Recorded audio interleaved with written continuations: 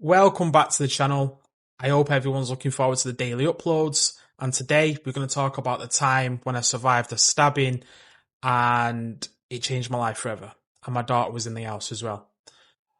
And how I got this big scar right here. It was a big one. I can't post the actual photo because I'll get in trouble off YouTube, but we can talk about the story and how the events unfolded. So I was in bed. My mate at the time was upstairs. My daughter was in the house. They was the only people in the house. 3 people was in the house. Me, my mate at the time, and my daughter. And we had dogs at the time. And the dogs would always because one of them was I think one of them was fairly newish dogs, or we was just trying to train him to get along with the other dogs. So sometimes they'd have like a little fight, nothing major, but something we were trying to train out of him, and they'd have like a little scuffle, but nothing that would harm any of them, just like a few barking at each other and that. So I was in bed, I was asleep, and when I'm sleeping, right, when I wake up, I'm not all there. I'm a bit like my head's a bit fogged, and I don't really understand what's going on when I've just been woke up. So I've heard and I thought it was the dogs running upstairs, and it was a 3-story house. So I was like on like the what would you call it, the ground floor, the first floor, second floor, right? So I was on the first floor in bed, and my mate was on the top floor, which was kind of like an attic room. And I've heard up the stairs, and I actually thought it was the dogs. Now, I've always been brought up to kind of like defend yourself. The world ain't a nice place. Have something to defend yourself with. So I did actually have something to defend myself with next to the bed. But because I thought it was the dogs, I've woke up a bit. Obviously, my brain's a bit foggy. And I heard shouting upstairs. So obviously I thought, the dogs have got out, because we used to have him like a little dog den under the stairs. I carpeted out, lights, everything in there. And I just thought the dogs escaped and went upstairs, and my mate at the time was just basically saying, for fuck's sake, or whatever you do when something's not going your way. So I actually just closed my eyes and started going back to sleep, and I still heard the shouting. So I thought, flipping heck, I'm going to have to go and help him with the dogs. So I've gone upstairs, and these 2 guys there, and they're like, give me your money, give me this, give me that, give me your watches. Obviously at the time, you got to think this was 5 years ago now. I was quite out there with social media, and to me, I was just documenting my journey, trying to inspire others to do what I did and from what I've come from. It was never to show off, or I was only showing what's possible, and I was actually helping other people do the same.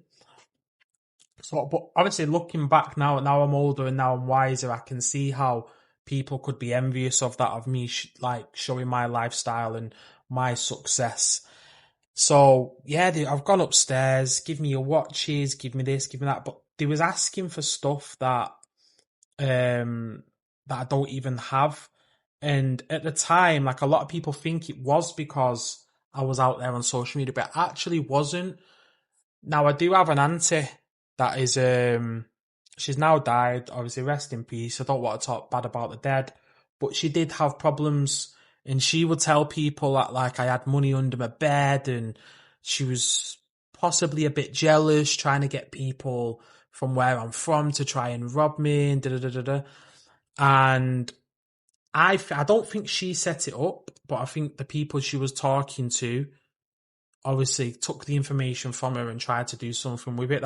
That's always been my theory of why it happened, because my auntie used to mention stuff like, I've got money under my bed, I've got a safe, and that's the kind of stuff he was asking for. Where's a safe? Checking under my bed. Who actually keeps money under the bed these days? That is just so old school. If you got money, you keep it. If you got cash, you keep it out of the house, especially where your kids and family are. And yeah, it changed my life forever. Now, when it was happening, they stabbed me about 20 times, but I'm good at reading people. Now, I'm not a fighter. I'm not a bad man. I don't pretend to be, right? I've never pretended to be. But I would somewhat say that I can defend myself, or at least I'd like to say that I'd hope to. Do you know what I mean? At the time, I was doing boxing. I was probably doing boxing for about 2 years prior to this. Obviously, I built up quite a bit of a confidence. I do think I can read them. So when I first seen them, even though they had knives, I thought by reading them, I thought, you are not gonna stab me today. Like they just didn't look like the type of people that was gonna stab me. So obviously my daughter's in the house now. I'm not Superman. There's a lot of people that would pretend they're Superman. Oh, you should have done this, you should have done that. Unless you're in that situation, you are not Superman. Okay?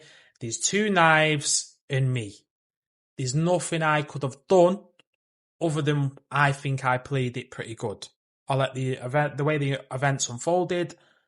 I say it was a good outcome in a sense. Apart from obviously my daughter was there, she was sleeping, but so she didn't see it, but still not the point. So obviously they chased me around my house. Where's your watches? I'm like, listen, there's no watches here. My watch was in the house, but I don't know why I did it. Thinking back, I was young, I was naive. Maybe I should have just given him the watch.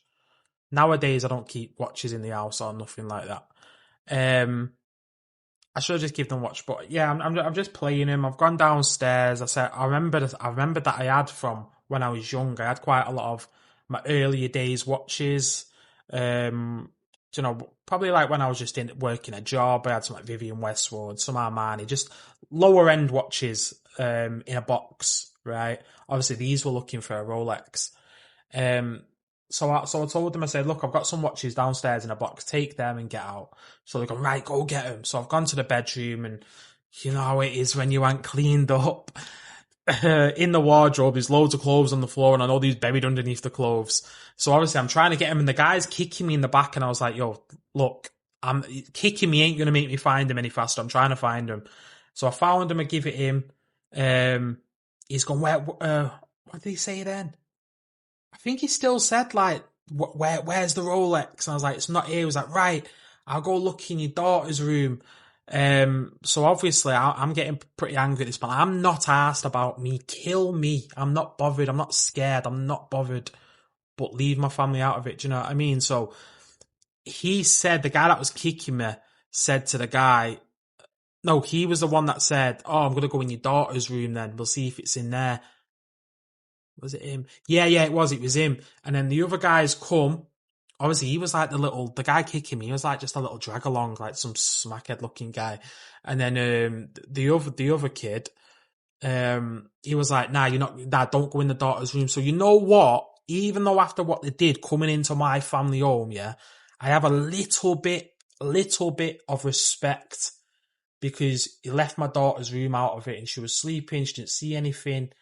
That sounds crazy. I know it does. I have a little bit of respect though. We left my daughter out of it, so I do have a little bit of respect.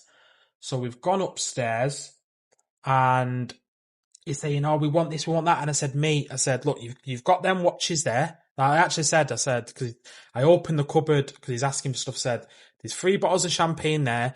There's like a gaming projector on the floor, which was at the time was worth about $1.5 grand, I think it was, roughly. So I said, take them. He's like, I don't want them. I said, well, I'm quite a sarcastic guy, you see. So I said, well, it's tough then, because this is all that's valuable that's here at the moment. And he said, I don't want them. So obviously he punched me here, and you're going to laugh at this. So he punched me. Now, the punches were soft. Like I said, this guy didn't intimidate me one bit, yeah? And obviously he punched me, but it didn't hurt. He punched me again, but I can't defend myself because he's got a knife in the other hand. So he's punched me the second time, and I'm thinking, like, these don't hurt. I'm not feeling a thing. He's not dropped me. But the third time, I started thinking, I can't just sit here just taking digs all night. So what I tried to do is I tried to pretend that he knocked me out because I thought, you know what, it might scare him away. They're out my house. I thought it was a good idea. I was young, I was stupid, I was naive, and I was a sarcastic little bastard. And obviously the 3rd or 4th time he's punched me, I've just fell back like onto the floor. And VAR would have been proud of me, put it that way, because I thought it was a fantastic idea at the time. I can laugh about it now. I'm healed, my daughter's safe, life's moved on. But yeah, VAR would have been proud. So then, obviously, whilst I'm on the floor, he's gone, "Why are you blagging it?" And then it was just stab, stab, stab, stab, stab, just trying to stab me like loads of times. But looking back, the vision in my head was like something out of a movie. Into you lot, it sounds far fetched. I don't know if anyone's ever been in a situation like that where when you tell a story back, it's like, what the fuck? But I just remember like just duck, duck, just bobbing and weaving, mate. And none of them hit me. That's what I thought anyway. And all I remember from there is getting up and then him going, "Right then, I'll just take your dog." And I've gone, "Nah, you're not taking my dog." And then my brain goes a bit fuzzy there. I don't know whether I collapsed or if I just fell or my brain in that 10-second time frame, my brain feels a little bit shut off. Like I can't remember that 10 seconds. But what I do remember is I'm going downstairs and then I've come back to reality or whatever. My brain's switched on again, and I've gone downstairs. And my mate at the time, he's gone. They've gone, but they've left the knife. They've took Rambo. This was like as I was coming up the stairs. No, no, no. I've gone downstairs first. I've checked my daughter's room. I've checked my daughter's room. I've gone up the. Yeah, I've checked my daughter's room. I think as I've gone to my daughter's room, I think he's come upstairs to the attic room to show me they've left the knife because I remember the conversation being on the stairs. But I wouldn't have had a conversation before checking my daughter's room, so that must have happened after. So on the stairs, he's gone, "Oh shit, Kez, you've been stabbed." So I'm like, "Ah shit, yeah." He's rang an ambulance. I was not scared at all. I was happy. Like my daughter's sweet. All they had was, there was my dog as well, my beloved dog. Amazing dog. So then,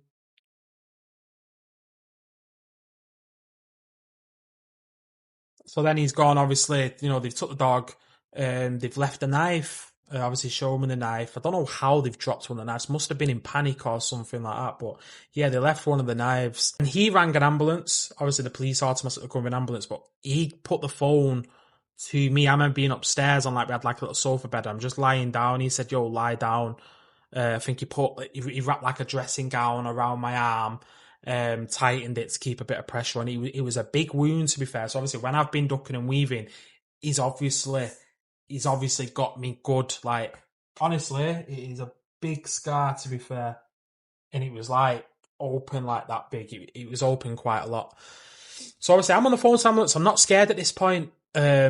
I weren't really scared. All I weren't scared whilst it was happening. Obviously, I wanted him out of the house. I'm not Superman. My daughter's in the house, but I wouldn't really say I was scared.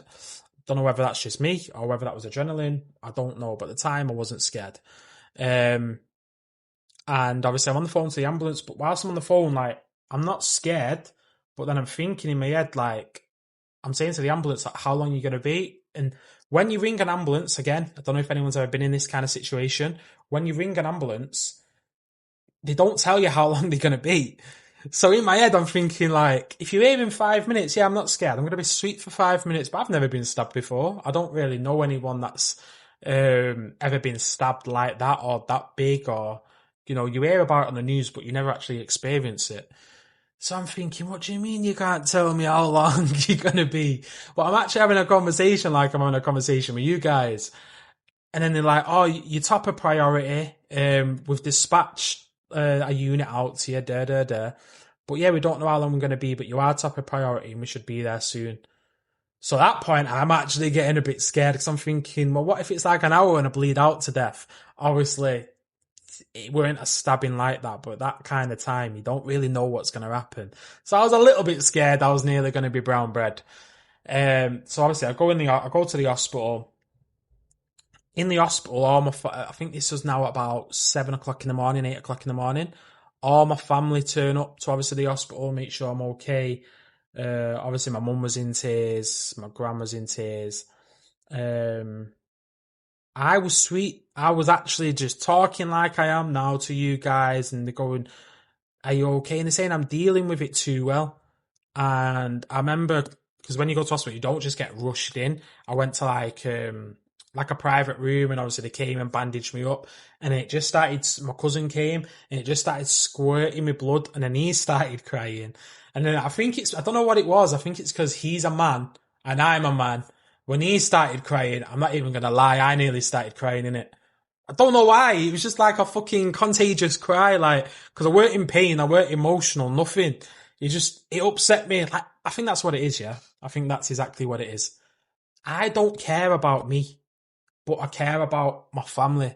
I don't like seeing my family hurt or upset or in bad times. So I think that's why when he was upset, it made me upset seeing him upset, right?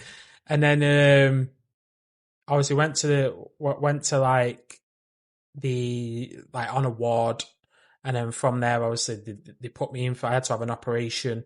It was too big to be done by stitches, so I was in the hospital for about 4 or 5 days, having the operation on my arm. And obviously they took my phone as well, so my dad lent me his phone because I could not imagine being in hospital without a phone. I don't know whether that was to my phones aren't even valuable, so I don't know. I don't know why they took the phone. Literally, they must have thought he was coming for like a 10 grand, 20 grand graft, yeah, and left with a fucking dog and an iPhone. And the dog was like the hottest dog in the UK. It was everywhere. So I had my operation, and news articles like this one, and this one, and this one started coming out. Lots of news articles coming out saying it was because I was living a lavish lifestyle. Da, da, da. And as much as I agree, why did the media try to kick people down? Like, kick people when they're down? Why did the media try and kick people when they're down? I wasn't. I was just posting my life and documenting it and trying to inspire others to do what I've done, because anybody can do it. And I still preach that to this day. I'm not smart. I'm no smarter than anybody watching this. The only difference is I try my absolute hardest. And if I believe in something, I work for it. I don't let anyone tell me that it's not possible or I can't do it. Like, that's all I was doing, is just posting my life. So why try to kick me when I'm down? I've just been done in. So that at the time I was thinking, oh my God, this is so bad publicity. But then I realized that I was getting followers. So it was actually good. It was a good thing. And I don't regret it, because from that actually helped my businesses grow so much. But what was a bit like, oh my God, why would you do that? Is people on like, after it happened, people on Facebook was like, oh, he stabbed himself for a publicity stunt. Like, how flipping crazy do you think someone is to stab themselves for a publicity stunt? And then there was other people going, it's not real, it's AI. Like, if it weren't real, why would all the news articles be posting it? Like, everyone, not everyone, I was getting a lot of love and a lot of support, but a lot of people really was trying to kick me when I was down and when it happened. So, and the reason why it's changed my life forever is I'm so paranoid now. I'm not scared. I'm still the same. I'm not scared. But if anyone's ever gone through this, let me know in the comments. Maybe you're the same. I feel like when you go through something like this, you kind of say to yourself, it's never going to happen again. Right? And you put measures in place for that. So good security. I went on and done martial arts for quite many years, just sharpening the skill set. Again, a martial artist or whatever, you're coming up against knives, there's nothing you can do, but there's a chance it probably can help you. If not, it can give you the confidence anyway. So I recommend anyone to get into some sort of combat sports, learn to defend yourself. My security got better. I got a protection dog after that. Because when you are trying to do your best on the internet and you are posting your life, the demons are going to come lurking. That's just the way the world is, innit, people? It's the way the world is. So yeah, you just got to prepare yourself for when that happens. And there's no level of preparing you know, especially if you've got a family and you've got to protect your family. But it's affected my life now in a sense where, like, if I hear a weird noise outside, I'm like, is this the time? I'm like on edge, but I'm not on edge where I'm scared. I'm on edge where it's like, right, now it's time to defend myself, because I never want to put my daughter and my family in that situation again. And that is why I've actually sold my watches these days, because I'm not stupid, guys, yeah? In the UK, if you have a nice watch, you are walking lit. You are a walking lit, because someone out there will rob you.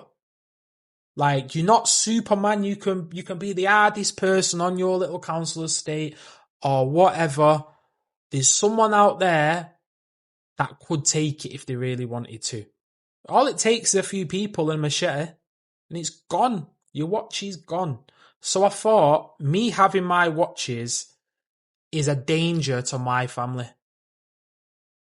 It's a materialistic item. I don't give a shit about it either. It tells the time just like any other watch does. But it puts your family in danger when you have these nice things. So obviously it changed my life forever. I'm on edge. I sold my watches to prevent something like that happening again. Even if I did have them, even after that, when I did have them for a while, they wasn't in the house. I never keep cash in the house, never keep gold in the house. I never keep any valuable items in the house anymore. Just in case someone ever wants to try it again. Because it can happen. Like I said, I'm not Superman. You're not Superman. So, yeah, guys. And then, obviously, the news article, it did help with my publicity. It did help with the businesses. But I'm always on edge now. Always observing every room I'm in, every scenario. Like, it's something like that changes the way you are as a person. It flicks a switch in your head where something like that is never going to happen again.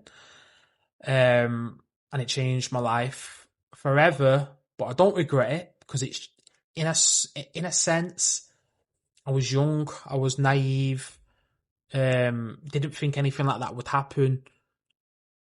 And as I'm older, I'm wiser. It makes you think and makes you prepare more. It makes you observe the world around you for what it really is, and the world isn't a very nice place. It has a lot of bad people in it. Has a lot of good people too, but you've got to be careful out here. So after the stabbing, after all the news articles tried to kick me when I was down, after all the emotional stuff, all of that, I actually got my dog back in the end as well, Rambo. And the story about that was, obviously I used to breed dogs as well, and then I was at the gym one day. This was like 2 years after. So obviously we tried to get the dog back. We didn't get him. Obviously my dog was stolen in the stabbing, and we tried our best to get him back, but we didn't give up, but we kind of thought, you know, we're not getting him back now. And I was in the gym, and obviously because I used to breed dogs, I had a call from the vets going, hi, is this Kieran? So I'm like, yeah. Oh, we've got a chocolate and tan dog that's just come in with your name on the microchip. It didn't say stolen or anything, even though he was apparently meant to be marked as stolen, because if they would have said, oh, we've got a dog here with your name on it that's marked as stolen, I would have knew straight away. But they didn't. Just said, we've got a dog here, chocolate and tan, with your name on it. So I was thinking, I didn't actually think of my dog Rambo that got stolen during the stabbing, because I thought they would have told me it's the dog that's stolen. So I was trying to think, who've I bred a chocolate and tan Frenchie that I've sold to, and there's only one in Hull. So I'm thinking it can't be him, because why is a dog from Hull going to be in Liverpool? So I was like, and I said, what's his kennel registration name? And he went, Fridsdale Rivaldo. And oh my God, my heart just sunk. And then I was just in utter belief that I've got him. And I went, do not give that dog to anybody. That is my dog. Do not give him to anybody. Because they rang me back and they was like, oh, there's a guy here claiming it's his dog. I was like, listen, that is not his dog. That's my dog. So I'm coming down now. I flew straight home, got my stuff ready, and I went straight to the vets in Liverpool. And the story that he was giving, because obviously it was a police matter and stuff like that, he told the police that he bought the dog off a crackhead in Liverpool for 20 quid. No crackhead is selling a French bulldog for £20. So I didn't believe the story. And if I did believe the story and I felt like the guy was a nice person, so if you're watching this, I could be wrong, yeah? But the story didn't add up. I don't believe he bought the dog for £20 off a crackhead in Liverpool. Just don't believe it one little bit. If I would have believed it, it worked out that he actually had Rambo longer than me. So I actually had this conversation on the way down there. Whereas, you know what? We love the dog. He's our dog. But maybe that's his family now. He's spent more time with that family. If he's happy, do we just see him, say hello, see if we can regularly visit him and let this family have the dog? But when we got down there, obviously he's trying to tell us that he bought the dog for £20. I would have rather of him been honest and been like, look, I know the guy that stabbed you and I'm sorry. I'm sorry the guy stole your dog. I'm sorry it was in your own home where your daughter was. And if he was a nice person and was real with me, I may have let Rambo stay with that family. Obviously, this was many years ago now. This was about 6 years ago, 5 to 6 years ago. So Rambo's now died, unfortunately. He ended up having a problem with his spine, and then he passed away. But we did spend many years with him. We give him a very good life, and that's the end of today's story, guys. So if you found any value from this, I hope you can like, subscribe, and comment. Thank you, and peace out.